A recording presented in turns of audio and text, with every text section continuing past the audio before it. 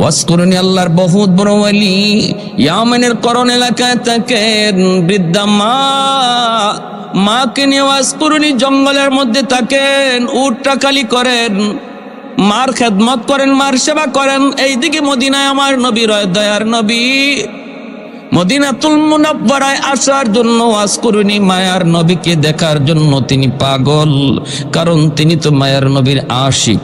মাকে বলতেছেন, মা গো আমি তো মদিনায় যেতে চাই, আমার মায়ার নবীর এক নজর দেখতে যাব। মা বলতেছে, বাজান তুমি তো নবীকে দেখতে যাবা ভালো কথা, কিন্তু আমি মাকে কার কাছে রেখে যাইবা? আমি মার খেদমত কে করবে? আমি তো ঠিক মতো হাঁটতে পারি না, চলতে পারি না রে বাজার। ওয়াজকুরনি কয়, মা তোমার কষ্ট হলে আমি মদিনায় যাব না, আমার নবীকে দেখতে তিনি যাইতে পারেন না, কারণ মায়ের খেদমতের কষ্ট হবে, অসুবিধা হবে। এই দিকে আল্লাহ পাক আমার নবীর কাছে জিব্রাইলকে পাঠাইয়া আল্লাহ পাক জানায় দিছে, বন্ধু তোমার একজন মস্ত বড় আশেক, সেই ইয়ামেনের করণ এলাকার জঙ্গলে থাকি, নাম হলো ওয়াইজ। জানোনি সে তোমার কত বড় আশিক? সে মস্ত বড় আশিক, কিন্তু মার খেদমতের কারণে তোমাকে দেখতে পারে না। এ বন্ধু, মার খেদমতের নির্দেশ তো আমি আল্লাহ দিয়েছি, আমার নির্দেশ মানতে যায় তোমাকে দেখতে পারে না। এজন্য আমি আল্লাহ তার মার দোয়ার বদৌলতে তারে জগতের শ্রেষ্ঠ ওলিদের খাতায় নাম লিখে দিছি। তার মা হাত উঠায় কইছে, মালিক আমার ওয়াইজের জন্য আমি কিছুই দিতে পারি না, কিন্তু এই দুইটা হাত তোমার দরবারে উঠায় দিলা। আল্লাহ আমার ওয়াইজকে তুমি শুধু অলি বানাইলে আমি খুশি না গো মালিক, জগতের অলিদের সর্দার তুমি বানায় দিও। আল্লাহ পাক রব্বুল আলামিন কয়, বন্ধু আমি তারে জগতের অলিদের শ্রেষ্ঠ অলি বানায় দিছি, সে তোমার মস্ত বড় আশেক। শুধু সে আশেক নয়, আমি তারে মুস্তাজাবুদ দাওয়া বানায় দিছি। সে হাত উঠাইতে দেরি হয়, কিছু চাইতে দেরি হয়, কবুল হতে দেরি হয় না। মুস্তাজাবুদ দাওয়া কাকে বলে? যে হাত তুলতে দেরি, কবুল হতে দেরি হয় না। যুবক একটু দিল দিয়া কথাগুলা শোনো। আল্লাহ নবী রহমতের নবী খবর পাইলেন, খবর পাইয়া মায়ার নবী অসুস্থ। নবী বুঝতেছেন নবী দুনিয়ায় আর বেশি দিন থাকবেন না। ওই অবস্থায় নবী বলেন, উমর কোথায়? আলী দিকে আসো, শোনো আমি একটা সংবাদ দিয়া যাই, একটা খবর দিয়ে যাই। আমার একজন মস্ত বড় আশিক ইয়ামেনের করণ এলাকার জঙ্গলে থাকে, নাম হলো ওয়াইজ। ওমর আমার আল্লাহ আমাকে জানাইছেন সে আমার মস্ত বড় আশিক। শুধু আশিক না, আল্লাহ তারে ওলি বানাইয়া মুস্তাজাবুদ দাওয়া বানায় দিছে। এ ওমর, আমার ইন্তেকালের পর আমার পরনের জুব্বাটা আমি তাকে হাদিয়া দিলাম, হাদিয়া।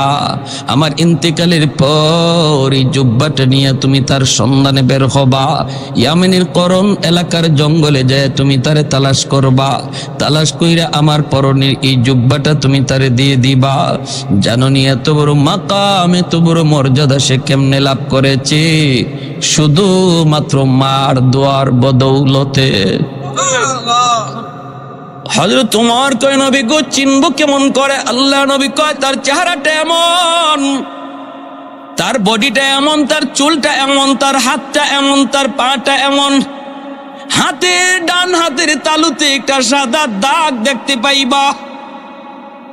হযরত ওমর কয়, ইয়া রাসূলুল্লাহ আপনি নিজে বলতেছেন সে কোনোদিন আপনাকে দেখে নাই, আপনিও তারা দেখেন নাই গো নবী, কেমন করে তার চেহারার পরিচয় দিচ্ছেন, বডির পরিচয় দিতেছেন? আল্লাহর নবী রহমতের নবী কয়, উমর রে আমার আশিক স্বপ্ন যুগে আল্লাহ আমাকে বহুবার দেখায় দিছে। মান রাআনি ফিল মানাম ফাকাদ রাআনি ফাইন্নাশ শাইতানা লা ইয়াতামাসসালু বি। আল্লাহর নবী রহমতের নবী বলেন, কেউ যদি স্বপ্নে আমি নবীকে দেখে যেন সে বাস্তবেই আমাকে দেখলো, আর যে স্বপ্নে নবীকে দেখলো তার জন্য জাহান্নাম হারাম হয়ে যায়। আল্লাহর নবীর স্বপ্নে যে দেখবে তার জন্য জান্নাত ওয়াজিব হয়ে যাবে, জাহান্নাম হারাম হয়ে যাবে। নবীকে স্বপ্ন দেখার একটা বহুত বড় আমল বুজুর্গানে কেরাম বলছেন, ঘুমানোর আগে যদি কেউ রেগুলার প্রতিদিন এশার নামাজ পইরা যখন ঘুমায় 100 বার দুরূদ শরীফ পইরা যদি সে ঘুমায়, 100 বার দুরূদ শরীফ পইরা যদি কেউ ঘুমায় প্রতিদিন, তাহলে ফুকাহাগণ সুফিয়ানে কেরামগণ বলেন মৃত্যুর আগে আগে আল্লাহ তারে স্বপ্ন যুগে নবীর স্বপ্নে দেখাইয়া দিবে। পারবো না এই আমলটা করতাম ইনশাআল্লাহ। ছোট্ট দুরূদ শরীফ, ছোট্ট লম্বা দুরূদ শরীফ পড়া লাগবে না। সাল্লাল্লাহু আলাইহি ওয়াসাল্লাম, সাল্লাল্লাহু আলাইহি ওয়াসাল্লাম। কোন সবাই সাল্লাল্লাহু আলাইহি ওয়াসাল্লাম, এই দুরূদ শরীফ হয়ে গেল। সাল্লাল্লাহু আলাইহি ওয়াসাল্লাম একবার, আবার সাল্লাল্লাহু আলাইহি ওয়াসাল্লাম 2 বার, আবার সাল্লাল্লাহু আলাইহি ওয়াসাল্লাম 3 বার। এভাবে আপনি একটা কিলিয়ে তসবির দানা লইয়া 100 বার প্রতি রাত ঘুমাইবার আগে পইরা পইরা ঘুমাইয়েন। আল্লাহ আপনাকে ঘুমন্ত অবস্থায় স্বপ্নে নবীর সাথে দিদার নসিব করে দিবেন। হযরত ওমর ফারুক রাদিয়াল্লাহু তাআলা আনহু কয়, ইয়া রাসূলুল্লাহ, কেমনে দেখলেন? নবী বলেন, স্বপ্ন যুগে আল্লাহ আমাকে দেখায় দিছে আল্লাহর নবীর পরনের জুব্বা। হযরত ওমর নবীর ইন্তেকালের পর এই জুব্বা নিয়ে তিনি রওনা দিয়ে দিলেন। সঙ্গে আছেন আলী। ইয়ামেন ঢুকলেন, করণ এলাকায় আসলেন। মানুষকে জিজ্ঞেস করেন, তোমরা ওয়াইজ নামে কাউরে চিনোনি? কেউ কয় না, চিনি না, চিনি না। একজন রাখাল কয়, হ, একজন ওয়াইজ নামে একটা লোক আছে, আমরা যারে পাগল বলে ডাকি। জঙ্গলের ভিতরে তাকে সাধারণভাবে আমাদের মতো চলাফেরা করে না, জঙ্গলের ভিতরেই তাকে একটা উট রাখালি করে। আর তার মা আছে বৃদ্ধা মা, মাকে নিয়ে ওখানে একটা ঝুপড়ির মধ্যে থাকে। মাঝে মাঝে তারে জঙ্গলের ভিতরে সেজদারত অবস্থায় কানতে শোনা যায়। সেজদারত অবস্থায় তারে কানতে শোনা যায়। যখনই সে সেজদায় কান্দে গো, তখনই আমাদের পশু, আমাদের উটগুলিও কান্না শুরু করে, খানা তারা বন্ধ করে দেয়। তার কান্নার সাথে সাথে পশু পাখিগুলি স্তব্ধ হয়ে যায়। হযরত ওমর ফারুক রাদিয়াল্লাহু তাআলা আনহু বলেন, আলী চলো তাহলে ওই দিকে আমরা যাই, হয়তো আমরা তার সন্ধান পেয়ে গেছি রে আলী। হযরত ওমর তিনি চলে আসলেন জঙ্গলের ভিতরে, খুঁজতে খুঁজতে পেয়ে গেলেন। পাইলেন হযরত ওমর তার চেহারার দিকে তাকান, বডির দিকে তাকান, চুলগুলির দিকে তাকান। তাকায় হযরত ওমর তিনি দেখতেছেন আল্লাহর নবীর বলে দেওয়া বিবরণ 100 তার সাথে মিলতেছে। তখনই হযরত ওমর বলে, আপনার নাম ওয়াইজ, আল্লাহর নবী আপনার কাছে আমাদেরকে পাঠাইছেন। এই কথা বলতে ওয়াজকুরনি কয়, নবী যে ওয়াজের কাছে আপনাদেরকে পাঠাইছেন আমি সেই ওয়াজ না। আল্লাহু আকবার, জোরে কর। আমি এত বড় হতে পারি না, এত বড় হতে পারি না যে আমার খুঁজে নবী লোক পাঠায় দিবে। সুবহানাল্লাহ। খাঁটি আল্লাহওয়ালারা তাদের উইলায়াতকে গোপন রাখতে চায়, ঠিক কি না? খাঁটি আল্লাহর ওলি যারা সবসময় গোপন থাকাকে পছন্দ করে, প্রকাশ হতে চায় না। আর বেজাল যেখানে আছে এখানে খালি ফটর ফটর, বেজাল যেখানে আছে এখানেই খালি অ্যাডভার্টাইজ, এখানে খালি সাইনবোর্ড, এখানে খালি ব্যানার। আসেনি না নাই? আশিকে রসুল, মাহবুবে খুদা, গাউসে হামদানি, কুতুবে রব্বানি, সারাসল্লি সুলকানি, নাম আর খুঁজে পাওয়া যায় না। কিরে নাম কই? নাম দিয়ে কি হইব? টাইটেল ফল, টাইটেল দেখো না, নাম দিয়ে কি হইব? কিন্তু খাঁটি আল্লাহর ওয়ালি যারা এরা নামের আগে পিছে তো টাইটেল লাগায় না, ঠিক কিনা? জোরে কন। উজানির পীর সাহেব রাহিমাহুল্লাহ, কারি ইব্রাহিম সাহেব, আল্লাহর ওলির নামের আগে এমন কোন টাইটেল ছিল না, ঠিক কিনা? কোনো টাইটেল ছিল না। চরমুনের পীর আল্লাহর ওলি দুনিয়াতে নাই, নামের আগে টাইটেল ছিল না, এখনো আছে, নামের আগে তাদের কোনো টাইটেল নাই। বোঝা গেল খাঁটি জিনিসের টাইটেল লাগে না, বেজাল জিনিসের টাইটেল লাগে, ঠিক কি না? ভাইয়েরা বন্ধুরা, এজন্য বলতেছিলাম মনোযোগ দিয়ে শুনো। যেই মাত্র দেখা যায় হযরত ওমর নিজের পরিচয় দিয়া বলতেছেন, আমি হলাম আল্লাহর নবীর সাহাবী ওমর, ইনি হলেন নবীর সাহাবী আলী। আমার নবী, দয়ার নবী, তিনি দুনিয়াতে নাই, নবী ইন্তেকাল করেছেন। আল্লাহর নবীর ইন্তেকালের খবর পেয়ে ওয়াজ করিনি কাঁদতে শুরু করলেন। এরপরে বলতেছেন, মায়ার নবী তার পরনের জুব্বাটা আপনাকে হাদিয়া দিয়া দিছেন। ও আল্লাহর ওলি, নিজের আর গোপন রাখেন না। কি এমন নেক আমল করেছেন গো? নবীর পরনের জুব্বা পাওয়ার জন্য আমি ওমর পাগল ছিলাম, আবু বকর পাগল ছিল, উসমান পাগল ছিল, আলী পাগল ছিল, সালমান ফার্সি পাগল ছিল। ডাইনে বামে সারা জীবন নবীর সাথে তাইকা জীবন কাটায় দিলাম, কিন্তু নবীজির ইন্তেকালের আগে পরনের জুব্বা আমরা কেউ পাইলাম না। পাইলেন আপনি, যিনি নবীকে কোনোদিন দেখলেনও না। এমন কি আমল করেছেন একটু বলুন। আমার নবী যা বলেছেন, আপনার মায়ের দোয়া, কোথায় আপনার মা? এই আল্লাহর বান্দির চেহারা মোবারক একটু দেখা। আর একটু জোরে কন্যা সুবহানাল্লাহ। আপনার ডান হাতটা একটু দেখতে চাই। এই ডান হাতটা হাতের মধ্যে নিয়ে দেখেন, তালুর মধ্যে সাদা একটা দাগ দেখা যায়। এমনি হযরত ওমর কোন আর আপনি গোপন করবেন না। নবী এই বিবরণ দিয়েছেন, 100 মিলে গেছে। আর মায়ার নবী বলেছেন, এই জুব্বাটা আপনি পরবেন, পইরা আল্লাহর কাছে একটু সুপারিশ করবেন তার উম্মতের জন্য, গুনাহগার উম্মতের জন্য একটু সুপারিশ করতেন। কারণ নবী আমাদেরকে জানাইছেন, আপনি নাকি মুস্তাজাবুদ দাওয়া, আপনি হাত তুলতে দেরি হয়, আমার আল্লাহ কবুল করতে দেরি হয় না।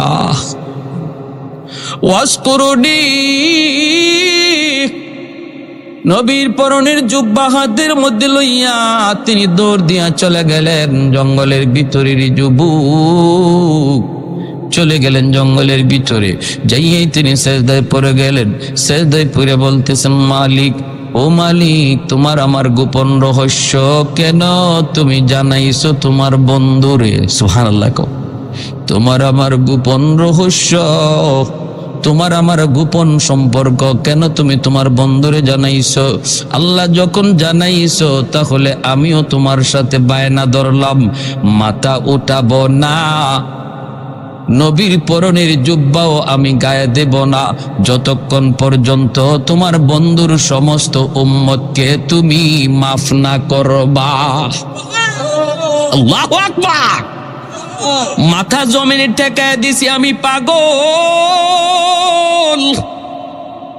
মাথা জমিন থেকে উঠাবো না যতক্ষণ পর্যন্ত গোটা উম্মতে মুহাম্মদের মাফ না করবা।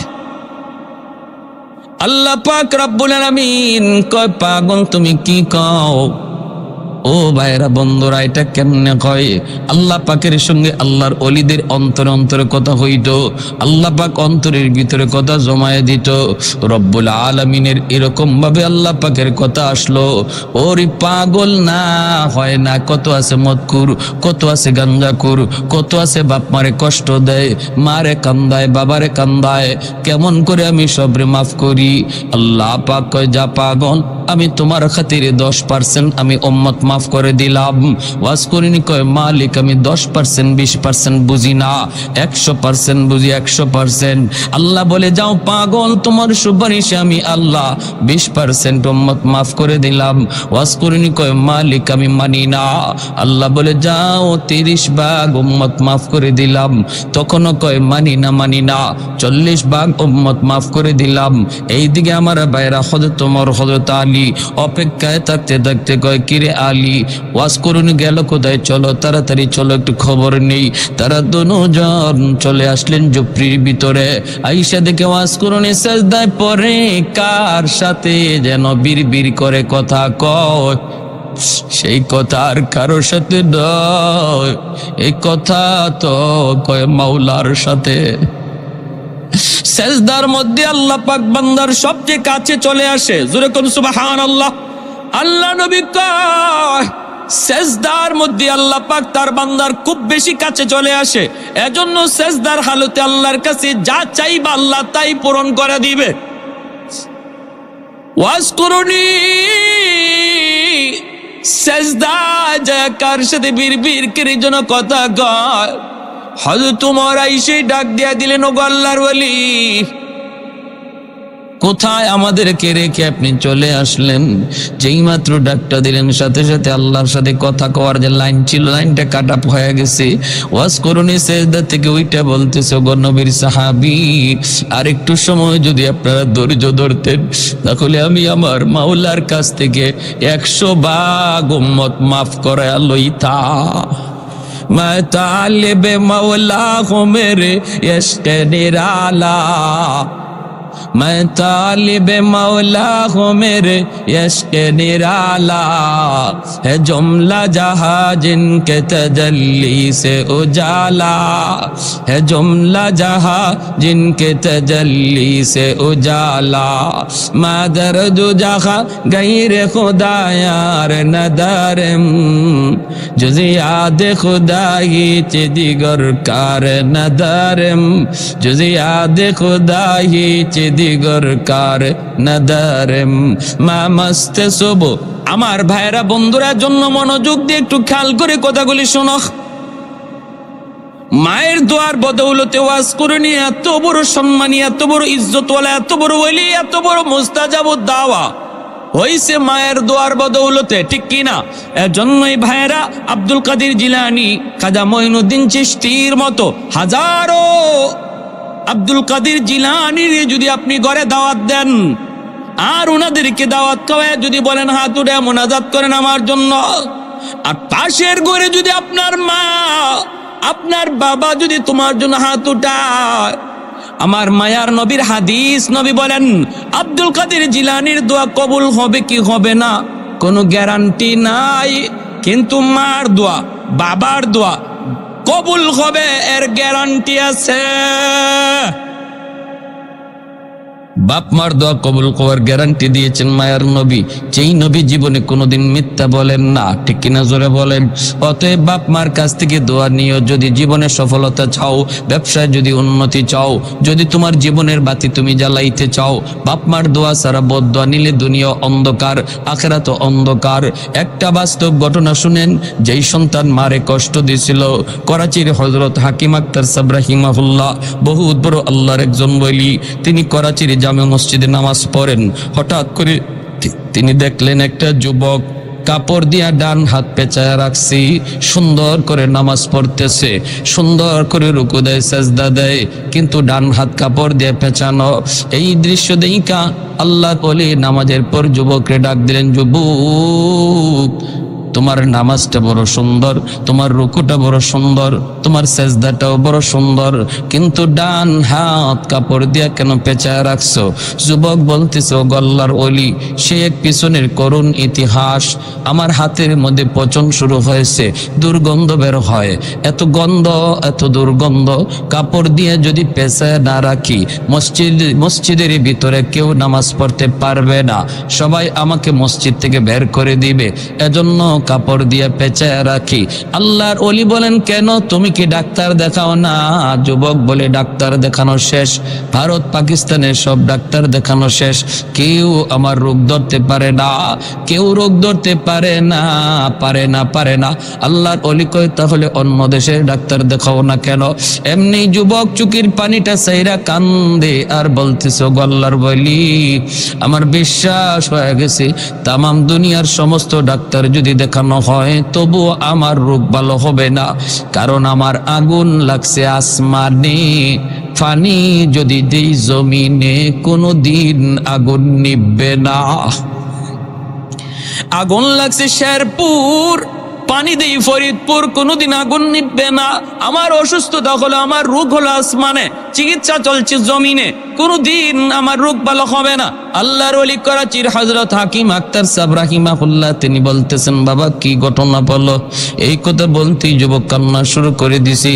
যুবক বলতেছে, ও আল্লাহর ওলি, আমি আমার মায়ের গর্ভে একমাত্র সন্তান, জন্মের কিছুদিন পরে আব্বা মারা গেলেন, আমার নানা নানি মামা মামি আসছেন আমাকে অন্যত্র, আম্মাকে অন্যত্র নিয়ে বিয়ে দিয়া দিবে, কিন্তু মা কয়, না আব্বা আমি যাব না, আল্লাহ আমাকে একটা মানিক দিয়েছে, আমি আমার মানিকের চেহারা দেখে জীবন যৌবন কাটায় দেব। আমি আমার স্বামীর বাড়ি ছাড়ব না। আমার আম্মা আমাকে দেখা তার জীবন যৌবন কাটায় দিল। মানুষের বাড়িতে কাজকর্ম কইরা আত্মীয় স্বজনের কাছ থেকে ধার আইনা আইনা আমার আম্মা আমাকে লেখাপড়া করাইল। আমি লেখাপড়া করলাম, আমি কলেজে গেলাম, ভার্সিটিতে গেলাম। সুন্দরী একটা মেয়ের সাথে আমার পরিচয় হয়ে গেল। এই সুন্দরী মেয়ের সাথে পরিচয় হইয়া এক পর্যায়ে বিয়ে করে ফেললাম। বিয়ে করে আমি বউ নিয়ে বাড়িতে চলে আসলাম। আমার মাকে আমি বিয়ের খবরটা পর্যন্ত দেই নাই। এরপরও আমার মা তিনি রাগ করেন না, তিনি মান্য নিছেন। আর এতটুকু শুধু বলছেন, বাবা একটু কবর যদি দিতি তাহলে মা তো উঠায় নিয়ে আসতাম। ঠিক আছে বাবা, ভালোই করেছ, এই বইলে দুঃখিনী মা তিনি মাইনা নিছেন। কিন্তু আমার সুন্দরী শিক্ষিতা বউ আমার মাকে মা হিসাবে মেনে নিতে পারল না। এমন আমাদের সংসারও এমন আসেনি না নাই রে ভাই, আসেনি না নাই? আজকের দিনের বউয়েরা যদি শাশুড়িকে নিজের মা মনে করত তাহলে সংসারে এত অশান্তি আসতো না। আর শাশুড়িও যদি নিজের বউটারে বউ মনে না করে নিজের মেয়ের মতো ভাবতো তাহলে সংসারে এত অশান্তি আসতো। ভাইয়েরা বন্ধুরা, এরপরে দেখা গেল কি, ওই যুবক বলতেছে, আমি অফিস থেকে বাড়িতে যখন ঢুকি রাতের অন্ধকার, আমার কানে কানে আমার মায়ের বিরুদ্ধে আমার বউ আমার কানে কানে আমার মায়ের বিরুদ্ধে নালিশ দেয়, কান ফোড়া দেয়। আমার কান শুধু ভারী করে ভারী করে ভারী করে ভারী করে ভারী করে। আমি তো দুর্বল, মহব্বত করে ভালোবেসে বিয়ে করেছি, এজন্য আমি আমার বউয়ের প্রতি দুর্বল হইয়া মার রুমে ঢুইকা মারে বকাবকি করলাম। প্রথম রাতে বকাবকি করলাম। মা কইতেছে, বাজান আমি কিছু বলি নাই, যা কইছে তোর বউয়ে কইছে। কিন্তু এরপরও মায়ের কথা বিশ্বাস করলাম না, বউয়ের কথা বিশ্বাস করলাম। ও আমার ভাইয়েরা রে যুবক, যদি নিজের জীবনের সাথে মিলে যায়, আল্লাহর দোহাই কথাটা দিল দিয়া গ্রহণ করো। কাউকে উদ্দেশ্য নিয়ে কিছু বলতে আসি নাই, এসে যে কথাগুলি বলে যায় জানি না কার জীবনে পড়ে যায়। তওবা করে এখান থেকে উঠবা, চোখের পানি জড়ায় উঠবা, নতুবা জিন্দগি আল্লাহ দুনিয়া তো বরবাদ করে দিবে, আখিরাত তো কোনো কুল কিনারা খুঁজে পাবা না। সাগরে হাবুডুবু খাওয়া একজন মানুষ যেমন ভাবে কোনো কিছু কুল কিনারা পায় না, যেই সন্তানের উপরে মার কষ্ট বাবার কষ্ট, সেও তার জিন্দগির আর গোটা জীবনটার ভিতরে সাগরে পড়া হাবুডুবু মানুষটার মতোই শুধু ঘুরবে, কুল কিনারা খুঁজে পাবে না রে যুবক, কুল কিনারা খুঁজে পাবে না। ভাইরা বন্ধুরা, ওই যুবক বলতেছে গল্লার বলি, প্রথম রাত গেল আমি বকাবকি করলাম, দ্বিতীয় রাতে আইসেই আমি মার গায়ে হাত উঠে ফেললাম। যেই মাত্র মার গায়ে হাত উঠাইছি, দুঃখিনী মা হাউ মাউ করে কান্না শুরু করেছে। আর বলতেছে, বাজার আজকে বুঝি মার গায়ে তুই হাত উঠাই দিলি রে। এই হাতটা মা চুমায়া চুমায়া বড় করছি, তোর হাতের মধ্যে মায়ের কি পরিমাণ চুমা লেগে আছে তুই জানো না। আজকে হাত দিয়ে বুঝি মারে তুই মারলি, ঠিক আছে যা, আল্লাহ যেন তোর এই হাত আল্লাহ যেন ফসাইয়া দে, তুই যেন আমার জানাজার নামাজ পড়তে না পারো। ওই যুবক বলতেছে, আল্লাহর বলি আমি তখনই টের পাইছি আমার পায়ের নিচের জমিনটা কাইপা উঠছি। আমার তখনই বুঝ হয়ে গেছে মার দুটা বদ্ধ আল্লাহর আরশে পৌঁছে গেছে। আমার মায়ার নবী কয়, বাপ মার দোয়া বদদোয়া আল্লাহর আরশে পৌঁছতে মাঝখানে বাধা থাকে না, বদ্ধ আল্লাহর আরশে পৌঁছে যায়। ওই যুবক বলতেছে, আল্লাহর ওলি কিছুদিন পর অফিস থেকে খবর পাইলাম আম্মা মারা গেছে।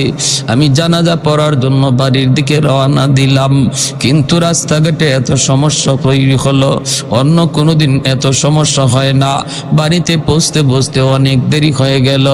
আমি বাড়িতে ঢুকেই দেখি, গ্রামে ঢোকা মাত্রই দেখি মানুষজন একটা লাশ নিয়ে কবরস্থানের দিকে যাইতেছি। আমার বুঝ হয়ে গেছে জানাজা শেষ হয়ে গেছে, ভাইয়ের, মানুষজন অনেক অপেক্ষা করেছে, আর কত করবি? আমি ভিতরে যাওয়া মাত্রই লোকজন কয়, বাবা অনেক অপেক্ষা করেছি রে বাজার, আর কত করব, আর কত করব? এই বইলা মানুষজন কবরে নিয়ে গেছে, আমিও কান্দি। মানুষকে বলি, বাবা তোমাদের কোনো দোষ না, এটা আমার কপালের লিখন। আমি তখনই বুঝে গেছি মার দুইটা বদদোয়া, একটা বদদোয়া কবুল হয়ে গেছে। তুই যেন আমার জানাজার নামাজ পড়তে না পারো। আমি তোমার জানাজা পড়তে পারি নাই, কত চেষ্টা করলাম, জানাজা তো পারি নাই। এইবার দ্বিতীয় বদদোয়াটা ছিল, তোর এই হাত যেন পৌঁছা যায়। আমি অপেক্ষায় আমি নিশ্চিত হয়ে গেছি মার দ্বিতীয় বদদোয়াটাও কবুল হয়ে যাবে। ও আল্লাহর ওলি, কিছুদিন পরে আমি দেখতে পেলাম আমার ওই হাতের মধ্যে একটা ফোড়া দেখা দিছে, ফোড়া। এই ফোড়া থেকে পচন শুরু হয়েছে। অ্যান্টিবায়োটিক আনলাম, খাইলাম, কোনো লাভ হয় না। ডাক্তাররা নিজেরা বলতেছে, আমরা তো কিছুই বুঝি না, কেন তোমার রোগ ভালো হয় না, কেন তোমার রোগ ভালো হয় না, আমরা তো বুঝি না। আমি ডাক্তারকে বললাম, ডাক্তার তোমরা আমাদের রোগ না ধরতে পারলেও আমি আমার রোগ ধরে ফেলেছি।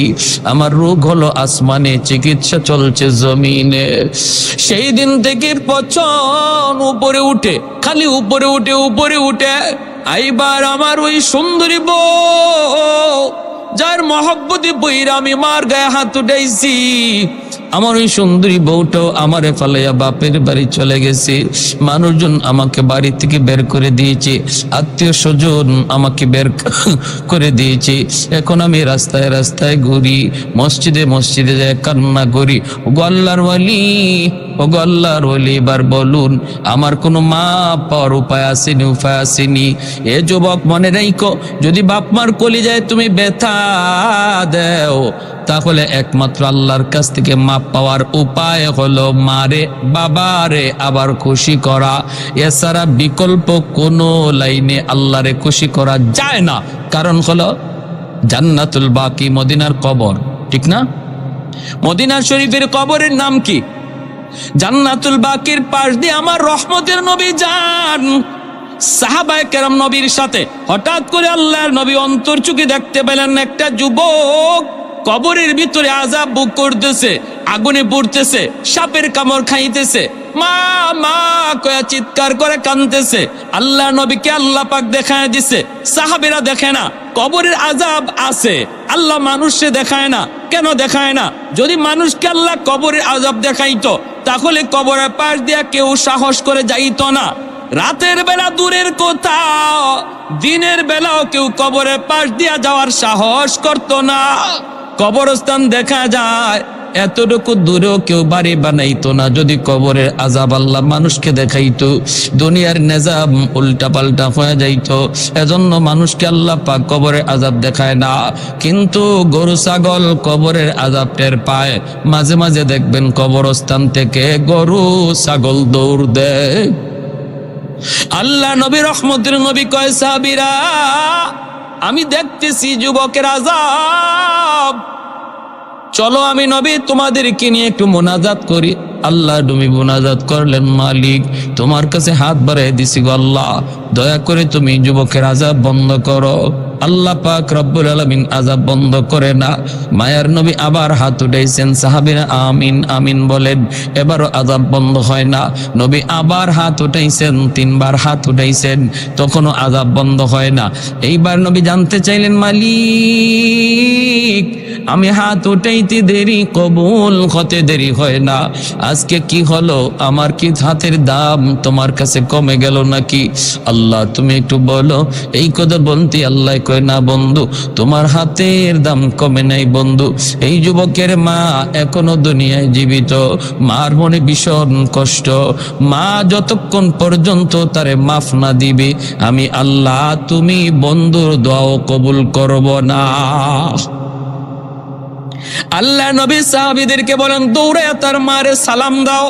সাহাবীরা দৌড়ায় যায় তার মাকে সালাম দিলেন। মহিলা আসলো, আল্লাহ নবী কইতেছেন, মা গো কবরটা চিনুনি? মহিলা কয়, নবী গো চিনি, এটা আমার সন্তানের কবর। আল্লাহ নবী কয়, মা এই সন্তান বুঝি তোমার ভীষণ কষ্ট দিয়েছে? যার কারণে কবরের মধ্যে আযাব ভোগ করতেছে গো মা। চিৎকার করে করে আম্মা আম্মা করে ডাকতেছি। ও গো মা, সন্তানের পক্ষ থেকে আমি তোমার কাছে মাপ চাইতেছি, তারে মাফ করে দাও।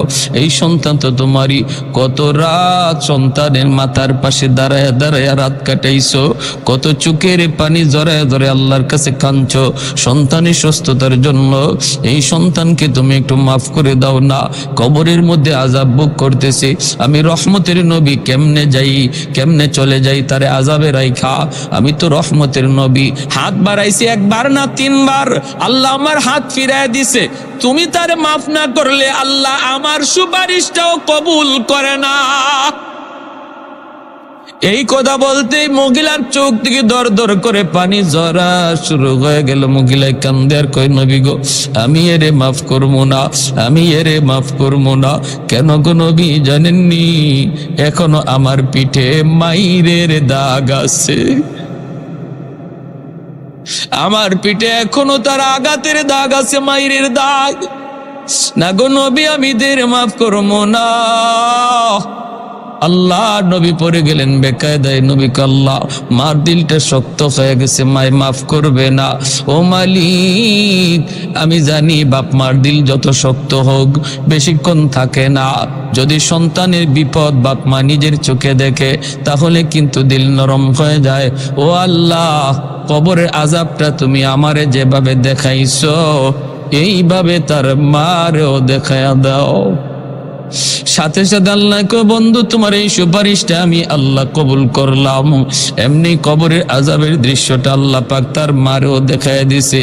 মা যেই মাত্র দেখছে কবরের ভিতরে সন্তানের আযাব, সাপের কামড়, আগুনে পুরের দৃশ্য, সাথে সাথে মার দিল নরম হয়ে গেছে। মা চিৎকার দিয়া কয়, ওগো নবীজি, আমার কলিজায় যত ব্যথা ছিল আমি সব ভুলে গেছি। মায় মাফ করতে দেরি হয়েছে, আযাব বন্ধ হতে দেরি হয় না। তাহলে আপনারা বলুন, বাপ মারে কেউ যদি কষ্ট দেয়, এই কষ্ট দেওয়ার কারণে আল্লাহ নারাজ হয়ে রয়েছে। অতএব আল্লাহকে যদি রাজি করাইতে হয়, বাপ মারে খুশি না কইরা দুনিয়ার মানুষে খুশি করলো আল্লাহ রাজি হবে। আল্লাহর নবী কয়, শেষমেশ একখান হাদিস শুনেন, মান আসবাহা মুতিয়ান লিল্লাহি ফি ওয়ালিদাইহি। কোন সন্তান যদি রাতের বেলা মা আর বাবারে খুশি করে ঘুমায়, ভালো করে শুনেন, আল্লাহর নবীর হাদিস, রাতের বেলা যদি কোনো সন্তান বাপ মারে খুশি করে ঘুমায়, কিভাবে খুশি করবেন সেটা আপনার ইচ্ছা, আমি বলবো না এটা কেমনে, আপনি জানেন। পাশে বসে যদি মার সাথে একটু গল্প করেন, সন্তান তো মুখ ভরে আম্মা আব্বা কইয়া বেশি বেশি ডাক দিলেই বাপ মার দিল খুশি হয়ে যায়, ঠিক না? বাপ মারে খুশি করা পৃথিবীতে সবচেয়ে সহজ। শ্বশুর বাড়ির মানুষকে খুশি করতেও বোয়াল মাছ নিতে হয়, কিন্তু মারে আর বাবারে খুশি করতে আম্মা আব্বা, মুখটা বইরা আম্মা আব্বা ডাক দিয়া দেখো, মার দিল খুশি হয়ে গেছে। আর আল্লাহ বলে, বান্দা যখনই তুই তোর মার দিল খুশি করবে, বাবার দিল খুশি করবে, আমি আরশের মালিক তোর উপরে খুশি হয়ে যায়। এটা আমার আরশ পর্যন্ত পৌঁছে যায়, আমি খুশি হয়ে যাই। রাতের বেলা যদি ঘুমানোর আগে তুমি এরকম খুশি করে ঘুমাইতে পারো, অথবা বাজার থেকে এখানে কমলা আনি, আম্মা আজকে কমলাটা তোমার জন্য আনছি, আব্বা আজকে খুব মিষ্টি কমলা পাইছি, আম্মা আব্বা তোমার জন্য আনছি, এই কথাটা কইয়া দেখো না বাবা কেমনে খুশি হয়, আমার সন্তান বাজারে গিয়ে আমার কথা বলছে না। রাতের বেলা যদি তুমি খুশি করে ঘুমাও, নবী বলেন সকাল হওয়া মাত্রই জান্নাতের দুইটা দরজা আল্লাহ তোমার জন্য খুলে দেয়। সুবহানাল্লাহ। আমান আসবাহা আসিয়ান লিল্লাহি ফি ওয়ালিদাইহি আসবাহা লাহু বাবান মাফতুহান মিনান নার।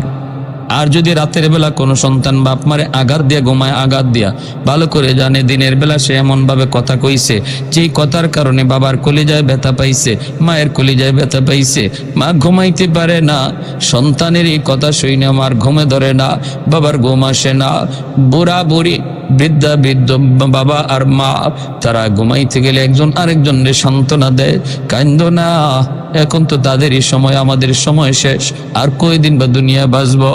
এই বইলা স্বামী স্ত্রীরে চোখের পানি মুইসা দেয়, আর স্ত্রী স্বামীর চোখের পানি মুইসা দেয়। এইভাবে তুমি বাবারে মারে কান্দাইয়া যে ঘুমাইতে গেছো রে যুবক, আমার মায়ার নবী দয়ার নবী কয় তোর বাপ মা ঘুমায় না আর তুই বুঝি ঘুমাইতেছ। সকাল হওয়া মাত্রই জাহান্নামের দুইটা দরজা আল্লাহ খুলে দেয়। নাউজুবিল্লাহ। এই রাত যদি মরণ হয় নিশ্চিত জাহান্নামী। এই রাত যদি যুবকের মরণ হয় নিশ্চিত জাহান্নামে। হে 112 যদি হজ করে আয়, সারা জীবনও যদি হজ করে, এই নিশ্চিত জাহান্নামে।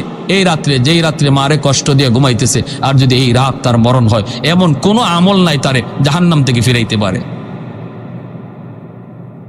এজন্য নবী বলেছেন সালাসাতুন কদ হারামাল্লাহু আলাইহিমুল জান্নাহ, আদ-দাইয়ুস মুদমিনুল খামর ওয়াল আক আদ-দাইয়ুস আল্লাযী ইউকিররু ফি আহলিহিল খুবুস।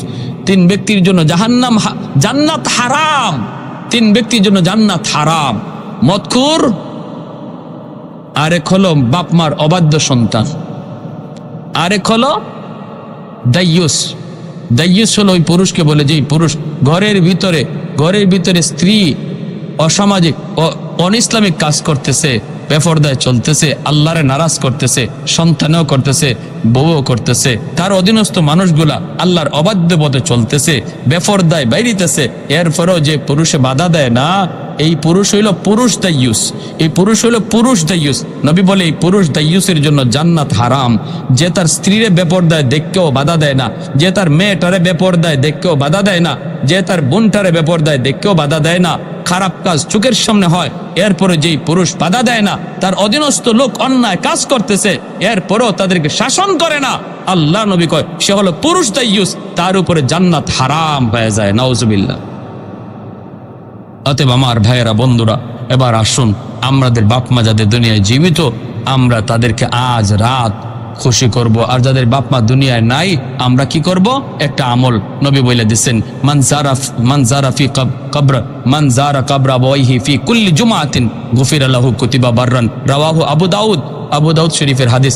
জুম্মার দিন যদি কেউ মা বাবার কবর জিয়ারত করে, জুম্মার দিন যদি বাপ মার কবর জিয়ারত করে, তাহলে আল্লাহ পাক রব্বুল আলামিন দুনিয়া যদি সে বাপ মারে কোনো কারণে ইচ্ছা অনিচ্ছা কষ্ট দিয়া থাকে, আল্লাহ তারে মাফ কইরা বাধ্য সন্তানের তালিকাভুক্ত বানায় দেয়।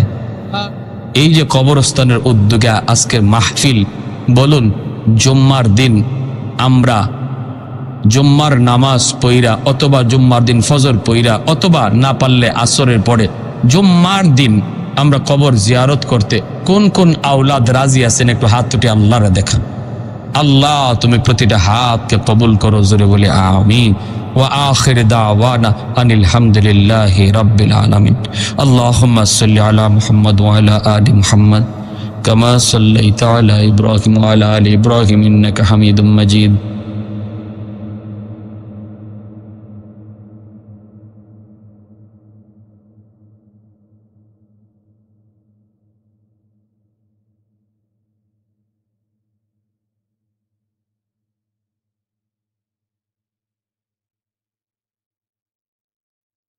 ওই হাফেজ আবুল বারাকাতকে আল্লাহ তার কুদরতে বাঁচাইলেন।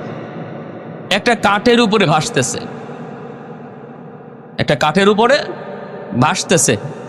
মালদ্বীপ তখন একটি অমুসলিম দেশ, তারা দেবতার পূজা করে, মূর্তির পূজা করে, আল্লাহকে চেনে না।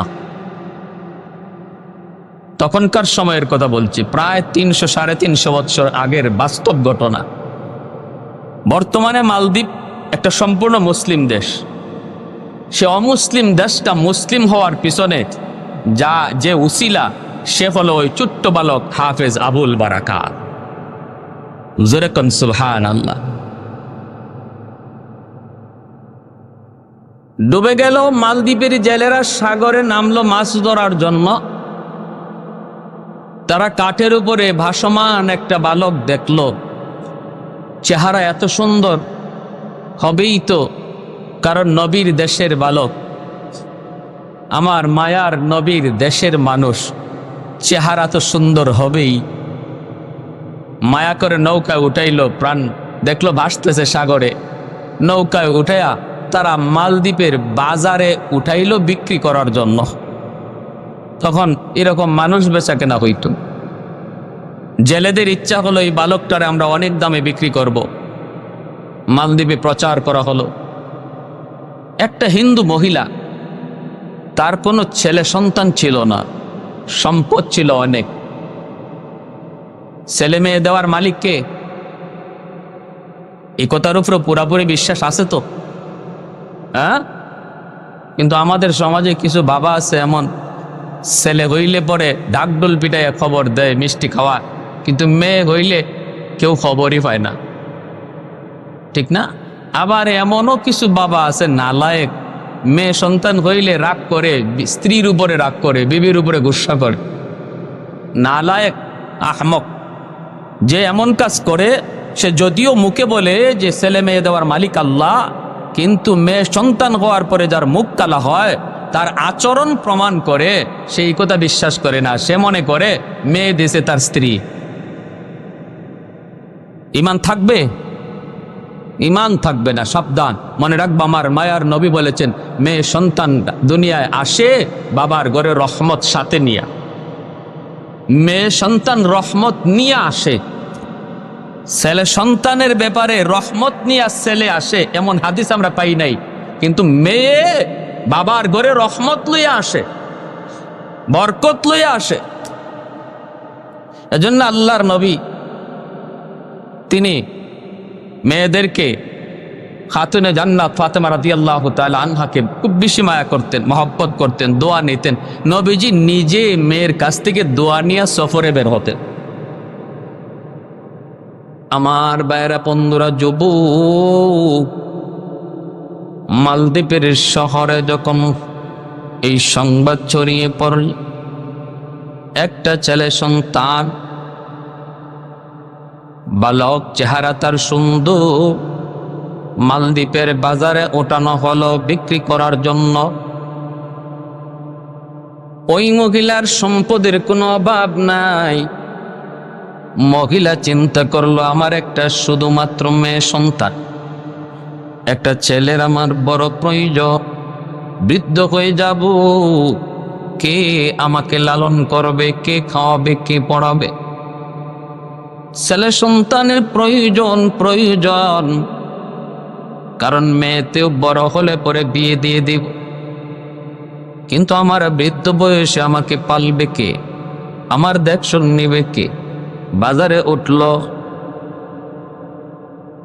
জেলেদেরকে জিজ্ঞেস করলো দাম কত? প্রচুর দাম, কিন্তু ওই মহিলার সম্পদের কোনো অভাব নাই। সে বলতেছে, যত টাকা লাগে, যত পয়সা লাগে তোমরা নিয়ে যাও, বিনিময়ে আমাকে ওই বালক দিয়ে দাও। বালকটারে নিয়ে আসলো। এইবার হাফেজ আবুল বারাকাত 30 পারা কোরআন তার সিনায়, কারো কাছে প্রকাশ করে না। ছোট্ট বালক কেমন করে সিনায় 30 পারা কোরআন ঢুকায়, এটা একমাত্র আল্লাহ পাকের কুদরত, ঠিক কিনা? জোরে কর। বাহাদুরি করে কোরআন সিনায় নেওয়া যায় না। কোটি কোটি টাকার মালিক হতে পারো, ব্যবসায়ী হতে পারো, শিল্পপতি হতে পারো, মন্ত্রী মিনিস্টার হতে পারো, অনেক কিছুই তোমার হাতের নাগালে থাকতে পারে, কিন্তু ছেলের কলিজায় কোরআন ঢুকাইবার ক্ষমতা আল্লাহর ইচ্ছা ছাড়া কারো পক্ষে সম্ভব নয়। ব্যারিস্টারি ডিগ্রি টাকা দিয়া কিনা যায়, এলএলবি ডিগ্রি টাকা দিয়া কিনা যায়, ডিগ্রি ডিগ্রি ডিগ্রি টাকা পয়সা ক্ষমতা দিয়ে কিনা যায়, কিন্তু মালিকের 30 পারা কোরআন সিনায় নেওয়া যায় না। আওয়াজ দিয়া বলেন ঠিক কিনা? হাফেজ আবুল বারাকাত মাকে মা কয়া ডাকে, বোনটারে বোন কয়, বোনও তারে ভাইয়া কয়। এইভাবেই তাদের দিন যায়, এইভাবে তাদের দিন রাত চলছে রে যুবক। একদিন হঠাৎ করে হাফেজ আবুল বারাকাত দেখতে পেল মা কান্না করে। সংক্ষেপে বলে পেরি লম্বা ঘটনা। মা কান্না করে আর কান্না করে। হাফেজ আবুল বারাকাত জিজ্ঞেস করে, মা গো, ও মা, তুমি কেন কাঁদো? মহিলায় কই, বাজান, আমাদের দেশে প্রতি বৎসর একটা নির্দিষ্ট টাইমে সিডর হয়, জলোচ্ছ্বাস হয়। এই জলোচ্ছ্বাস থেকে বাঁচার জন্য বাদশাহ জ্যোতিষীদেরকে ডাকলো, গণকদেরকে ডাকলো। কেন প্রতি বৎসর সিডর হয়? হাজারো মানুষের প্রাণহানি ঘটে যায়, পশু পাখিরও প্রাণহানি ঘটে যায়। তোমরা তালাশ করে বের করো, তোমরা গণনা করে বের করো, জ্যোতিষী বিদ্যা পড়ে বের করো। গণকেরা গণনা করে তারা জানায় দিল, জ্যোতিষীরাও জানায় দিল, জাহাপনা, যদি সিডর থেকে বাঁচতে হয় তাহলে প্রতি বৎসর একজন সুন্দরী মেয়েকে, কুমারী সুন্দরী অবিবাহিত একজন মেয়েকে সাগরের পারে যে মন্দির, রাম মন্দির, ওই রাম মন্দিরে রেখে দিতে হবে। রাতের বেলা যদি মেয়েটাকে রেখে দেওয়া হয়, সকালে যায় তার লাশ পাওয়া যাবে, জিন্নাতরা তারে খেয়ে ফেলবে, বিনিময়ে সিডর হবে না। এটা খুবই জিন্নাতের কারসাজি। মনে রাখবেন, মনে রাখবেন, আল্লাহ পাক রব্বুল আলামিনকে মানুষ যখন ভুলে যায়, যখনই মানুষ আল্লাহর নাফরমানিতে লিপ্ত হয়, তখন আল্লাহ পাক মানুষের দাম কমায় দেয়, জিনিসের দাম বাড়ায় দেয়। আল্লাহকে ভুলে গেছো, আল্লাহর বিধিবিধানকে তুমি ভুলে গেছো রে আল্লাহর গোলাম। হার লাইনে সর্ব লাইনে আল্লাহ পাকের নাফরমানি, সব সেক্টরে নাফরমানি যখনই প্রচার হয়ে যাবে, ওপেন হয়ে যাবে, তখন আল্লাহ পাক রব্বুল আলামিন মানুষের দাম কমায়া দিবে। আল্লাহ পাক মানুষের দাম কমায়া জিনিসের দাম বাড়ায়া দিবে। ঠিক কিনা জোরে বলেন? মানুষের দাম কমে গেল। সিডর থেকে যদি বাঁচতে হয় মানুষ জবাই দেওয়া লাগবে, সিডর থেকে যদি বাঁচতে হয় মানুষকে ভোগ দেওয়া লাগবে। কেন এত দাম কমে গেল? কারণ তারা মালিককে চিনত না। আওয়াজ দেয়া বলেন ঠিক কিনা? আজ আমাদের দেশেও দ্রব্যমূল্য নিয়ন্ত্রণ করার কত চেষ্টা করা হয়, কোনো লাভ হয় না। লাভ তো হবেই না। কারণ কেন দ্রব্যমূল্যের ঊর্ধ্বগতি? এর কারণ তালাশ করে বের করো। রব্বুল আলামিনের কাছে মানুষের দাম যদি বাড়াইতে হয়, জিনিসের দাম যদি কমাইতে হয়, তাহলে একমাত্র পথ সর্বলাইনে সর্ব জায়গায় নাফরমানি বন্ধ করো, হর জায়গায় আল্লাহর গোলামি শুরু করো। ঠিক কিনা? কত আর নাফরমানি? জমিন আর কত দেখবে? সাগর মহাসাগর আর কত দেখবে? সাগরের পারেও এখন প্রতিনিয়ত নাফরমানি চলে। যায় আল্লাহর কুদরত দেখার জন্য, যে মুখ দিয়ে সুবহানাল্লাহ বের হয় না, মালিকের গুণগান বের হয় না। ওই সাগরের পারে যায় ও নর্তকী নাচানাচি করে। সাগর প্রতিনিয়ত কই, মালিক আমি আর কত নাফরমানি দেখবো? আল্লাহ, আমি সাগরের পারে যেই হারে নাফরমানি হয়, ওয়াল বাহরা ইয়াস্তাজিলু রাব্বাহু, ও মালিক অনুমতি দাও, আমি নাপাক জমিনকে পাক বানায় দিই, আমি পানি দিয়া নাপাক জমিন পাক বানায় দেই, সবগুলি নাফরমানকে ধুয়ে মুছে পরিষ্কার করে দেই। আল্লাহ কইরে, জমিন থাম, এ সাগর মহাসাগর থাম। জমিন কই, মালিক নাফরমান আমার উপর দিয়া কত হাঁটে, কত বুক ফুলায়া হাঁটে, সুদের ব্যবসা করে, অথচ বুক ফুলায়া হাঁটে, মারে কষ্ট দেয়, বাবারে কষ্ট দেয়, উলামায়ে কেরামের উপরে নির্যাতন করে, অথচ তার এই অহংকারী পা আমি জমিনের উপর দিয়া গসায় গসায় হাঁটে। ও মালিক, আমি জমিন আর কত দেখবো, আর কত আমি সইব? আসবিরু মাতা ইলা আসবিরু, কত কাল আমি ধৈর্য ধরবো? রব্বুল আলামিন তখন কয়, জমিন থাম, এ সাগর মহাসাগর থাম। ফেরেশতাদেরকে আল্লাহ কয়, থাম থাম, আমার বান্দাকে আমি আল্লাহ এমনে বানাই নাই, আমার বান্দা বান্দি আমি আল্লাহর কাছে কত দাম তোমরা জানো না রে জমিন, তোমরা জানো না, জানো না। আসমান আল্লাহ বানাইছেন কুন ফায়াকুন বইলা, জমিনও আল্লাহ বানাইছেন কুন ফায়াকুন বইলা, ফেরেশতাও আল্লাহ বানাইছেন কুন ফায়াকুন বইলা, কিন্তু আমারে আপনারে আল্লাহ কুন ফায়াকুন বইলা বানায় নাই। আল্লাহ বলে খলাকতু বিয়াদাইয়া, আমি আমার বান্দা বান্দিরে নিজের হাত দিয়া বানাইছি। কারণ এই চেহারার মধ্যে এত দামি কপাল, ওই কপাল দিয়া বান্দা আমার কুদরতি কদমে সেজদা দিবে। এই কপাল ফেরেশতাদের হাতে বানাইলে হয় না, এই কপাল আমি আল্লাহ নিজের হাতে বানাইছি।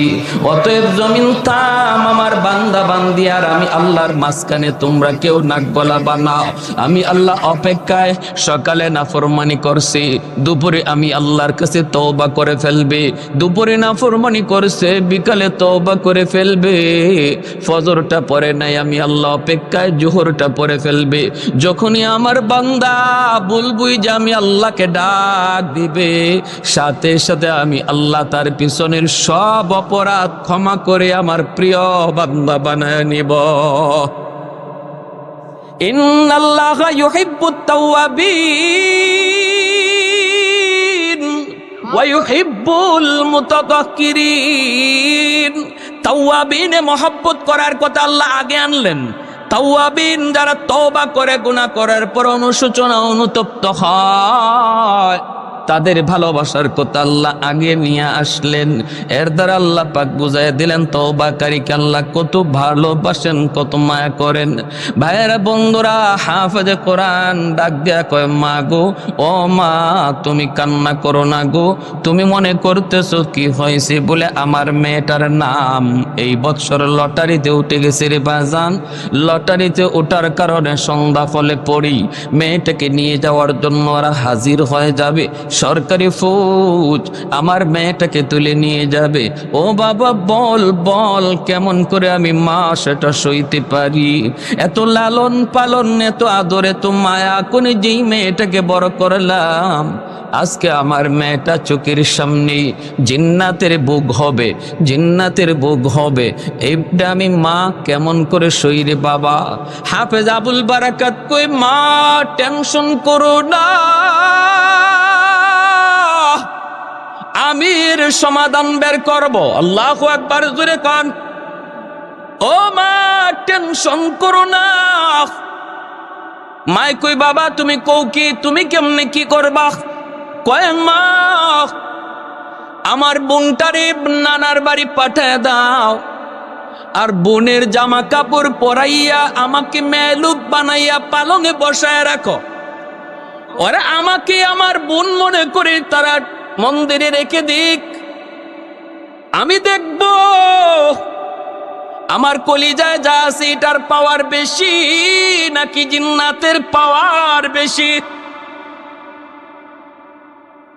মহিলায় কয়, বাবা কার কথা, কোন পাওয়ারের কথা বলছো? বুঝি নাই, বুঝি নাই। হাফেজ আবুল বারাকাত কয়, মা গো, তুমি জানো না গো মা, আমি তো কারো কাছে প্রকাশ করি নাই গো মা, আমি হলাম একজন মুসলমান। আমার কলিজায় মালিকের 30 পারা কোরআন, এই 30 পারা কোরআনের পাওয়ার সিডরের পাওয়ারের চেয়ে এবং জিন্নাতের পাওয়ারের চেয়ে হাজার হাজার গুণ বেশি। আর একটু জোরে বলি সুবহানাল্লাহ।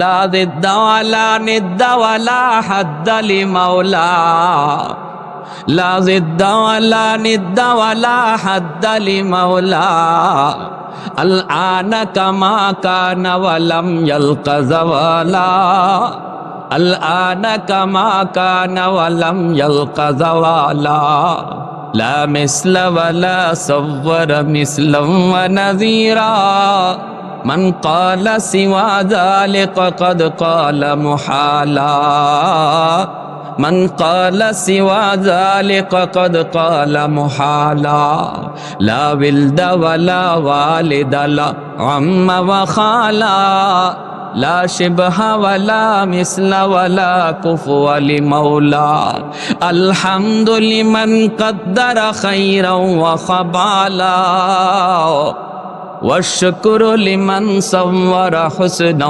وجمالا। আল্লাহু আকবার, জোরে কোন আল্লাহু আকবার, মুহাব্বতের সুরে আল্লাহু আকবার। আওয়াজ দিয়া বলেন, কোরআনের পাওয়ার আছে না নাই? আল্লাহর কালামের পাওয়ার আসেনি না নাই? মালিক যার সিনার মধ্যে কোরআন রেখে দিয়েছেন তার কি পরিমাণ দাম জানোনি? নবী বলেন ইন্নাল আলিমা ইস্তাগফিরু লাহু মান ফিল আরদ ওয়া মান ফিস সামা হাত্তাল হিতানু ফি জাওফিল মা ওয়া ফি রিওয়ায়াতিন আন-নামলাতু ফি জুহরিহা।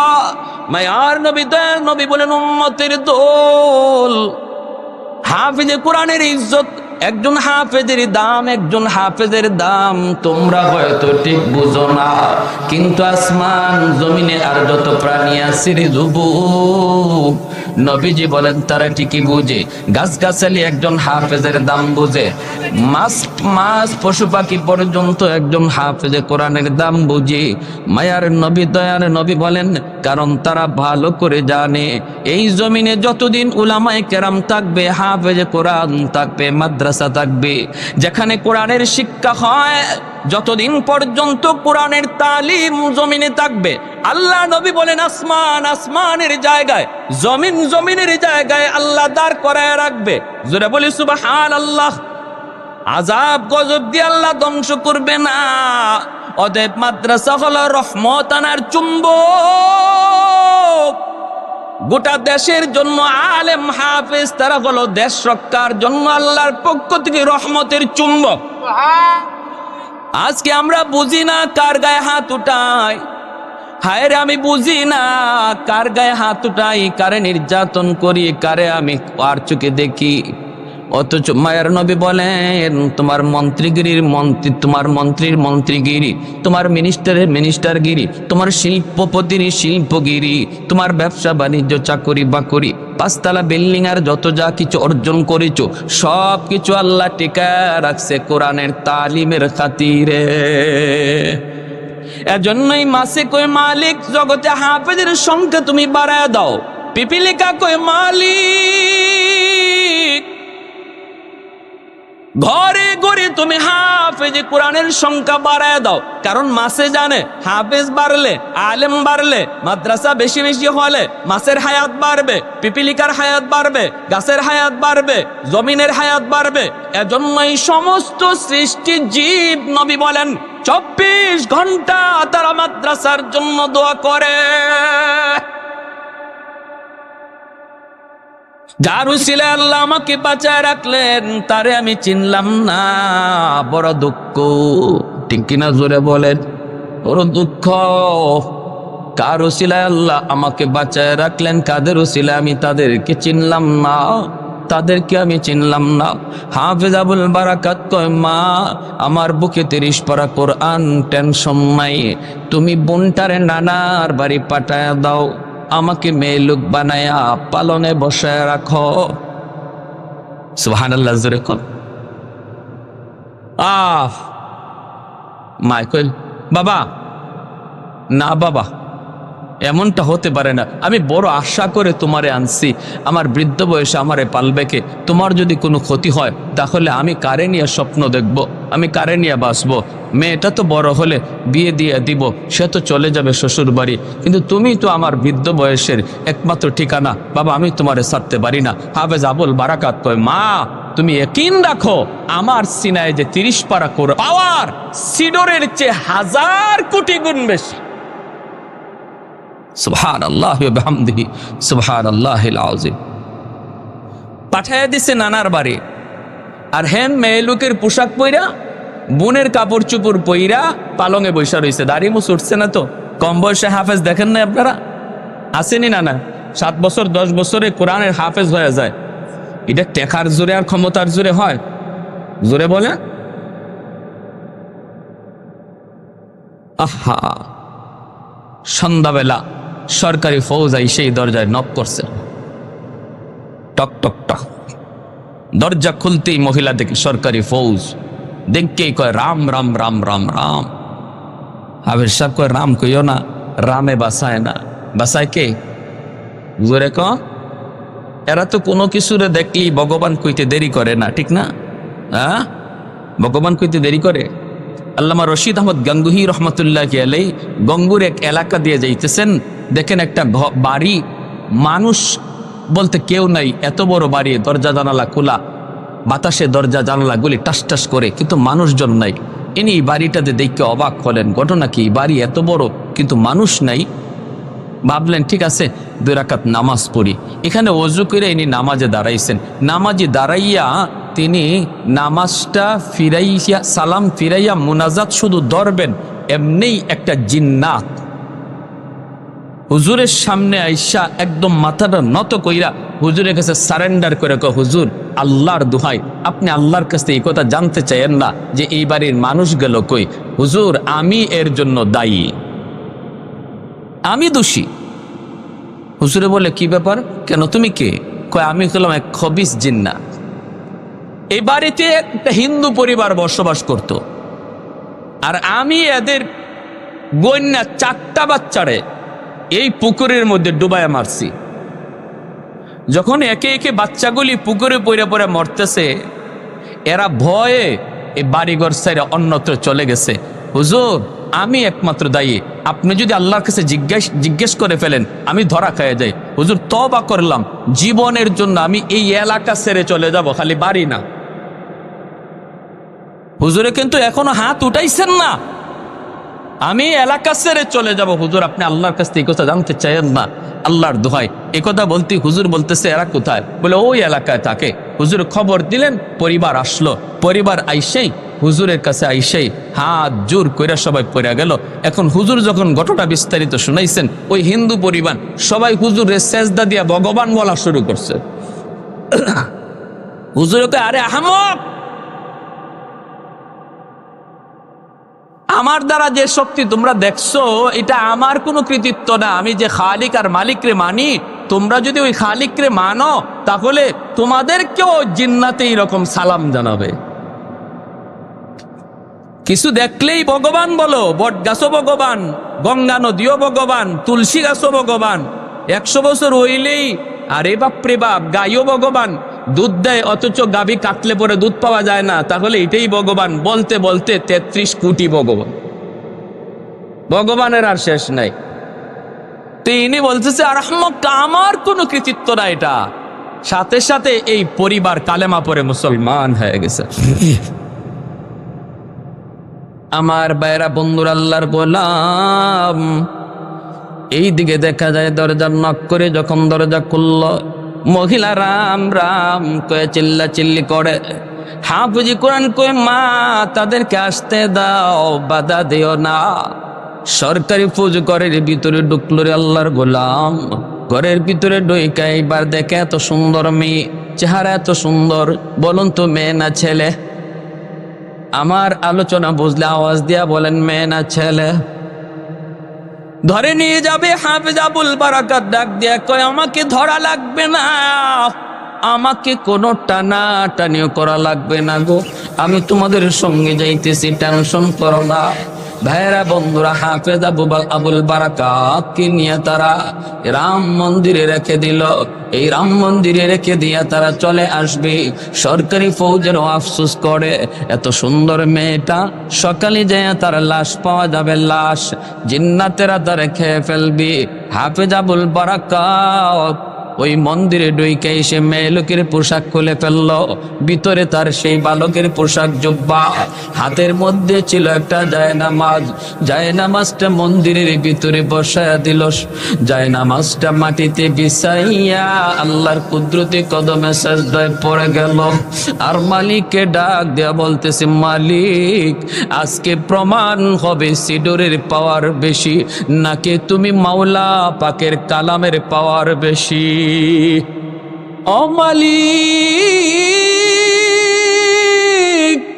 আজ প্রমাণ হবে ওই খবিস জিন্নাতের শক্তি বেশি নাকি তোমার কোরআনের ইয়াসিন ওয়াল কুরআনিল হাকিম, ইয়াসিনের পাওয়ার বেশি নাকি জিন্নাতের পাওয়ার বেশি? আজকে প্রমাণ হবে গো মালিক। এই বইলা হাফেজ আবুল বারাকাত জায়নামাজ বিছাইয়া মন্দিরের ভিতরে আল্লাহর কুদরতি কদমে সাজদা দিল।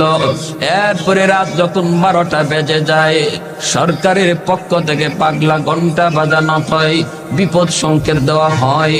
হাফেজ এইবার সে সাগরের দিকে তাকায়, মন্দির দিকে তাকায়, দেখে আল্লাহু আকবার, পানিটা পাহাড়ের মতো উঁচু হইয়া আগুনের রূপ ধইরা সিডোর মালদ্বীপের দিকে আসতেছে। হাফেজ আবুল বারাকাত এইবার কই মালিক, একদিকে পানি, একদিকে খবিস জিন্নাতের শক্তি, আর একদিকে তোমার 30 পারা কোরআন নয়, শুধু সূরা ইয়াসিন। আল্লাহু আকবার। তোমার 30 পারা কোরআনের একখান সূরা, সূরা ইয়াসিন আমি পড়ব। যে ইয়াসিন পয়রা আমার নবী মাটিতে ফু দিয়েছিলেন, আর ওই মক্কার কাফিরগুলি অন্ধ হয়ে গেছিল। কাফিরগুলি আমার নবীর ঘর চতুর্দিক দিয়ে পাহারা বসায় দিল, ঘেরাও করে রাখলো। নবী কই মালিক যাব তো যাব, কেমন করে যাব? আল্লাহ কই ইয়াসিন পয়রা বালুতে ফু দাও, সবগুলি দুশমন অন্ধ হয়ে গেল। নবী পার হয়ে গেলেন। হাফেজ আবুল বারাকাত ইয়াসিন পয়রা ফু দিয়া দিল। আল্লাহ পাক রব্বুল আলামিন ওই ফুর মধ্যে কি পরিমাণ পাওয়ার দিলেন রে যুবক! এই পাওয়ারের কারণে আল্লাহ পাক ফুটারে অ্যাটম বোমার মতো শক্তিশালী বানায় দিলেন। কোরআন পড়া ফু দিলে আসর আসেনি না নাই? আরেকটু জোরে কোন আসেনি না নাই? ফখরে বাঙ্গাল রহমতুল্লাহ আলাইকে এক নাস্তিক কয়, হুজুর মানুষদেরকে আর কত ধোঁকা দিবেন?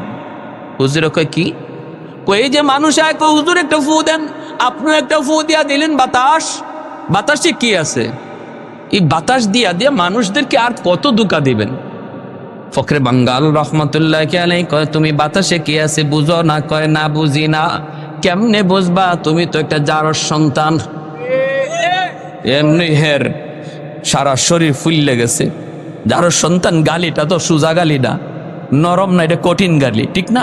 সারা শরীর ফুললে গেছে, হুজুরকে আক্রমণ করবে, মানুষজন ধরছে। হুজুরে কই, ভাই আমি তো তার কিছু কই নাই, সে বলছে বাতাসে কি আছে এটা বলে বুঝে না। আচ্ছা আমি তো কোরআন পইরা বাতাস দেই, এর মধ্যে কি আছে? সে বলে এটা ধোঁকা। এখন যে তারে আমি একটা গালি দিছি, বলুন তো এটা কি আঘাত করছি না একটা বাতাস ছাড়ছি? একটা নাপাক গালি এই বাতাসে যদি তার চেহারা লাল করে ফেললো, বডি যদি ফুলায় ফেললো, তাহলে আল্লাহর কালাম পইরা বাতাস দিলে যে আসর হয়, এটা বুঝাইবার জন্য গালিটা দিছি। বুঝে আসছে ভাই?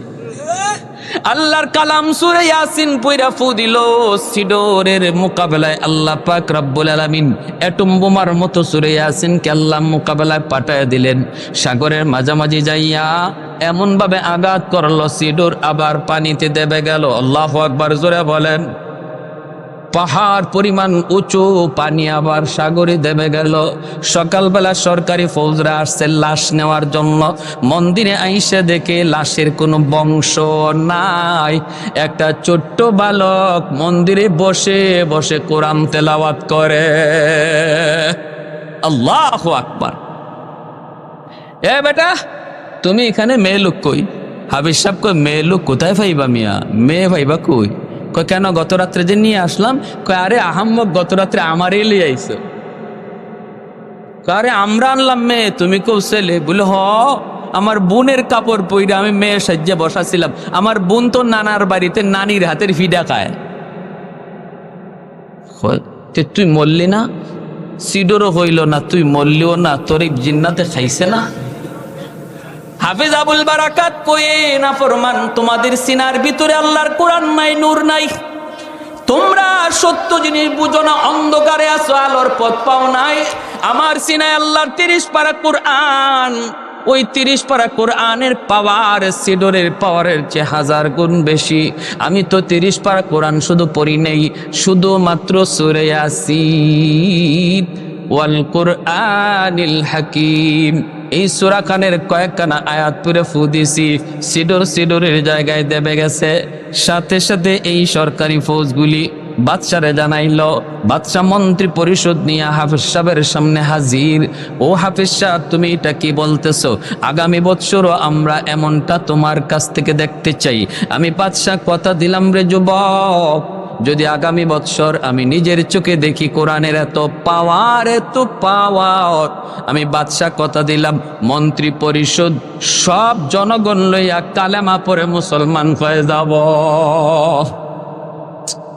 আগামী বছর এই দিনে আবার হাফেজ আবুল বারাকাতকে রেখে দেওয়া হলো। আর সাগরের পারে দাঁড়ায় দাঁড়ায় মন্ত্রী পরিষদ লইয়া বাদশা নিজের চোখে দেখতে চায় কোরআনের শক্তি, কোরআনের পাওয়ার। ভাইরা বন্ধুরা, একই অবস্থা।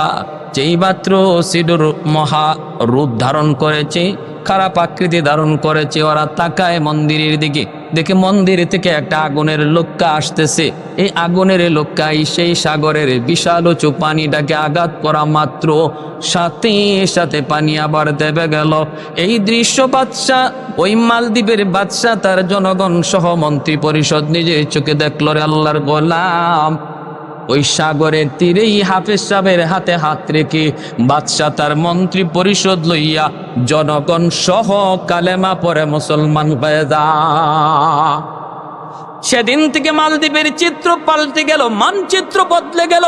পৃথিবীর মানচিত্রে মালদ্বীপ আর মুসলিম কোন দেশ নয়, পৃথিবীর মানচিত্রে মালদ্বীপ হয়ে গেল মুসলিম দেশ। আল্লাহু আকবার, জোরে বলেন, আর একটু জোরে আল্লাহু আকবার। তাহলে কোরআনের পাওয়ার আছে না নাই? আল্লাহর কোরআনের শক্তি আছে না নাই? এজন্য আল্লাহ বলে, কুল হাল ইয়াস্তাবিল্লাযীনা ইয়ালামুন ওয়াল্লাযীনা লা ইয়ালামুন। আল্লাহ বলেন, বন্ধু তুমি বলে দাও, যারা কোরআন শিখে আর যারা কোরআন শিখে না তারা কোনোদিন সমান নয়, কোনোদিন তারা সমান নয়। যারা কোরআন শিখে আর যারা কোরআন শিখে না, কেমন তফাৎ? কয় 19-20, কয় না, কেমন? কয় আকাশ পাতাল। আল্লাহু আকবার, আরেকটু জোরে আল্লাহু আকবার। কোরআনের তালিম যদি বন্ধ হয়ে যায়, মানুষ আর মানুষ থাকবে না, মানুষ অমানুষ হয়ে যাবে। আর কোরআনের তালিম যতদিন থাকবে, মানুষ মানুষের কাতারে নাম লেখাবে, গুণগত মানুষ থাকবে। এই কথাটাই আল্লাহ পবিত্র কোরআনের সূরাতুর রহমানে বলেছেন, আর রহমান আল্লামাল কোরআন খালাকাল ইনসান। কোরআনের শিক্ষা আছে তো মানুষের কাতায় নাম আছে। হালাল হারাম আছে তো মানুষ, হালাল হারাম নাই তো মানুষ না। রাত কই থাকে, কই খায়, কার সাথে ঘুমায়, কোন মানুষ যদি কথা বলে যে না আমার মেয়েটা কই খায়, কই ঘুমায়, কই থাকে, আমিও কই ঘুমাই, কই খাই, কি খাই আমি জানি না, বলুন তো তার মানুষ কোয়া যায়?